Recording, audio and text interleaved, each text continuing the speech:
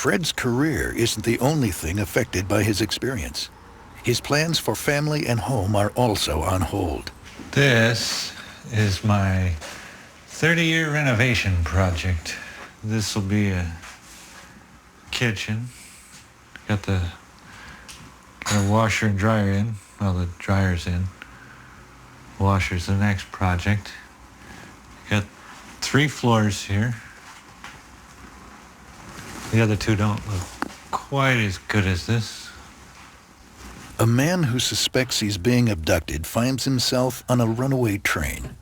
The people in his life must either ride with him or get off to save themselves. Nina and I have been together for the last 10 years. She's everything to me. It's we've been engaged for a long time, and she doesn't want to believe that it can possibly be real, because I mean, apparently, from what we've read, what I've read, it's a ongoing thing through generations, and she's deathly afraid that it'll affect our children if we ever have any. Some members of Fred's family are willing to consider the possibility of abduction. Others refuse even to discuss it.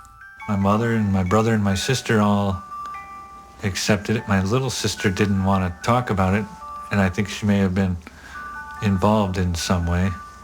I had a memory that came back to me where I found this like a puncture wound on me as a kid. I started to examine it, and then I just sort of brushed my hand over it, and I said, "Don't look at that, it's all right, it'll go away." And I forgot about it. I saw the same mark on my little sister, and I asked her, I said, "What's that?" And she said, "It's okay," and she brushed her hand over it and said, "Don't look at it, it'll go away." And for some reason, I did. I let it go, and I didn't even think about it after that. In here is going to be my family room, if I ever get a family.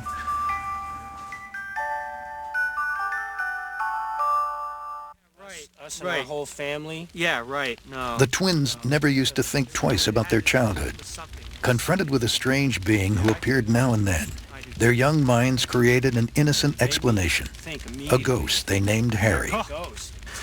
And really, when Ray asked if there was anything strange about our childhood, it was more like what wasn't strange about our childhood.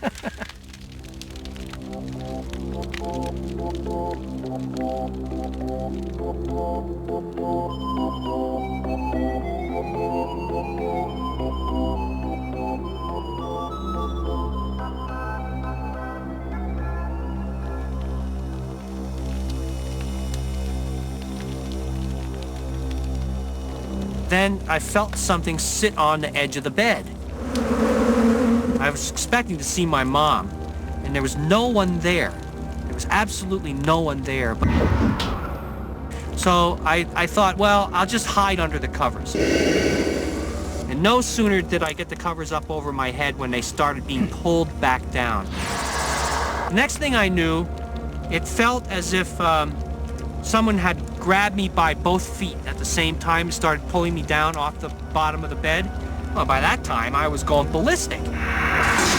Things like that used to happen, and we really never knew what to think of it. It was just Harry. Harry, that was the only explanation we could come up with. A ghost.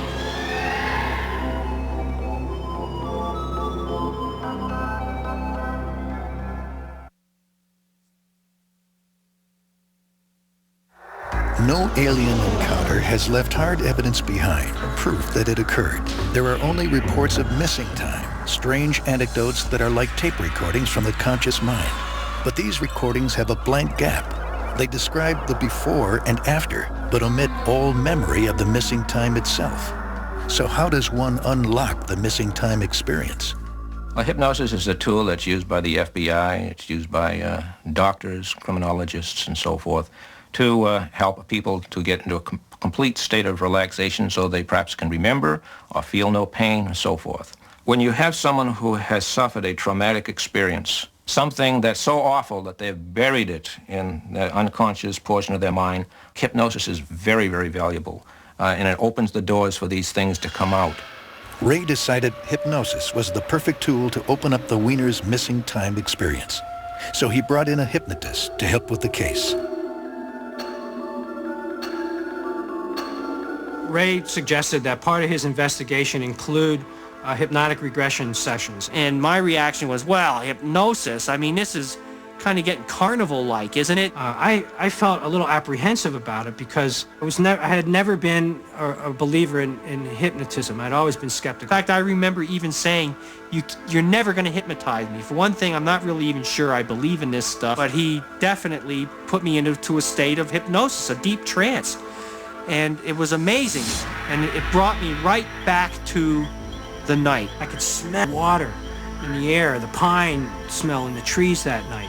It took us back to the point where the beam came down on us. Suddenly, this intense pressure just vanishes before my eyes. 1 second he's there, and the next second he's gone. I was going to faint, like I was losing. My body felt like it was just going to explode. Many of these people, when they come out of hypnosis, will say, where did those memories come from? Where do memories of abduction come from? Ray first learned what the subconscious can reveal on the case of Betty and Barney Hill. At first, Ray and his colleague, Dr. J. Allen Hynek, were skeptical of the Hill story. But when they witnessed their hypnosis sessions, the intensity of Betty and Barney's emotional anguish was too great for Allen Hynek to ignore. Dr. Hynek found the Hills to be reputable people. They were very, very convincing. They were not just recounting the story, but they're actually reliving it in fear, trauma, emotion. Dr. Simon hypnotized Betty and Barney for me. Barney cried out with such terror and such anguish that I just couldn't think that he could have been faking that. Ray remained skeptical of the Hills until he learned of other people telling similar stories. And as other cases came along, they contain the same benchmarks as the Hill case. So I feel that now that the case is legitimate, but then I thought these people, something was wrong with them. Betty and Barney knew what people would think of them if the revelations of their hypnosis sessions leaked out. Since then, many others have experienced the ridicule the Hills so greatly feared. The hardest thing in the world was the first time we said out loud to somebody who didn't know what we were going through, this is what we're going through. You know, I hear all kinds of things from people, from you're a total luno to you're delusional and every other kind of negative criticism. And these things hurt people. They don't understand. It would be preferable. If we're crazy, we could get treatment for it. There is no treatment. You just survive it.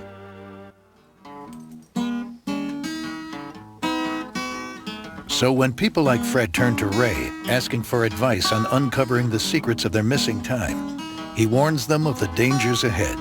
My advice usually to these people is this: if you can live with what you can remember, just consider it one of those things which we have no real explanation from, one of the mysteries of life, and try just to live a normal life and put this in the background.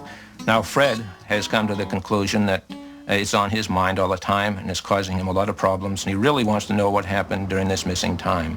Fred should be forewarned. It could either open Pandora's box, something really could have happened, a UFO abduction experience, or nothing at all.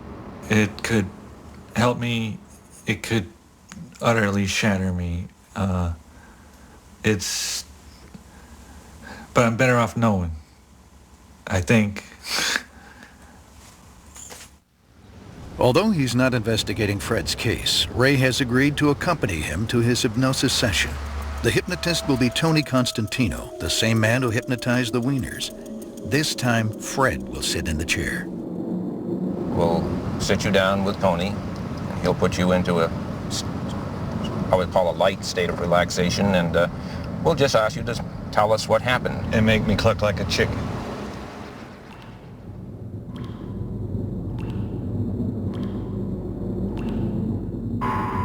There is a risk, because once his missing memories are retrieved, Fred will have to live with them forever. This experience will be in your conscious mind for the rest of your life, and there may be more questions than there are answers for, and you might be a little bit more disturbed than you are now just about the missing time. I'm aware of that.